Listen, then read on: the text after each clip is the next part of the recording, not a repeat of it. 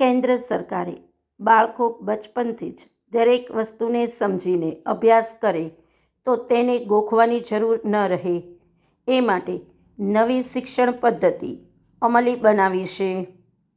શ્રી નંદકુંવરબા ક્ષત્રિય કન્યા વિદ્યાલય સંચાલિત શ્રી શિશુભવન બાલ મંદિર ખાતે અભ્યાસલક્ષી પ્રોજેક્ટ પ્રદર્શનનું આયોજન કેમ્પસ ડાયરેક્ટર શ્રી વાચીની દેવી ગોહિલના માર્ગદર્શન હેઠળ કરવામાં આવ્યું હતું.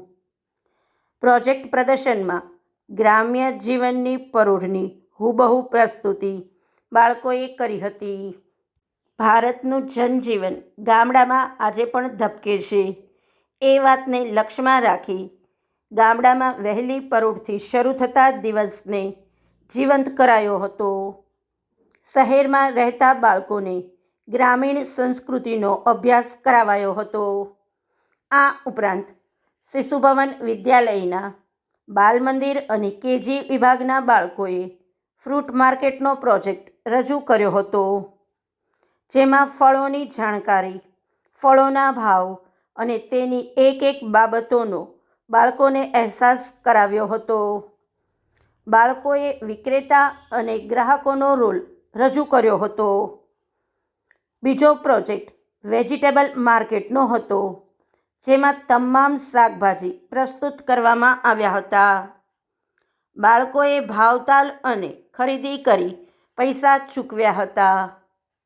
જ્યારે ત્રીજો પ્રોજેક્ટ પરિવહનનો રજૂ કરાયેલ, જેમાં પ્રાચીન સમયથી અર્વાચીન સમયમાં ઉપયોગમાં લેવાતા પરિવહનના વાહનોની પ્રસ્તુતિ કરાઈ હતી.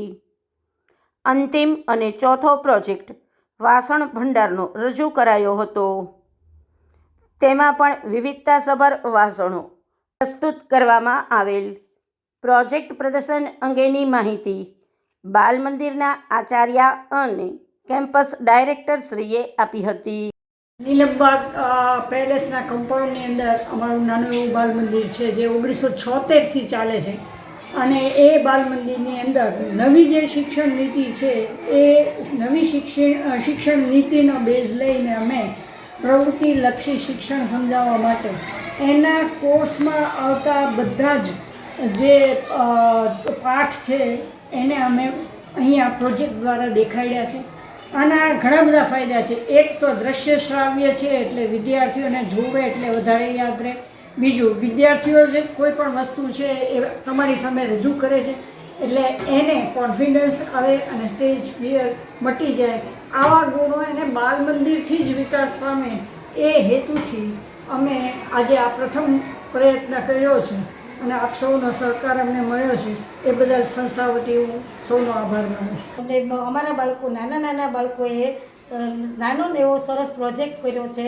એમાં ગામડાનું જીવન કેવું છે, ત્યારે ગામડામાં રહેલા દરેક બાળકો છે એ પોતાની રીતે જે કાંઈ ગામડાનું ઓલું છે એ બધું સરસ રીતે બનાવી અને એના ઉપર કામ કરી રહ્યા છે. Today you are about to see our first attempt at project presentation, learning by doing, learning by making projects.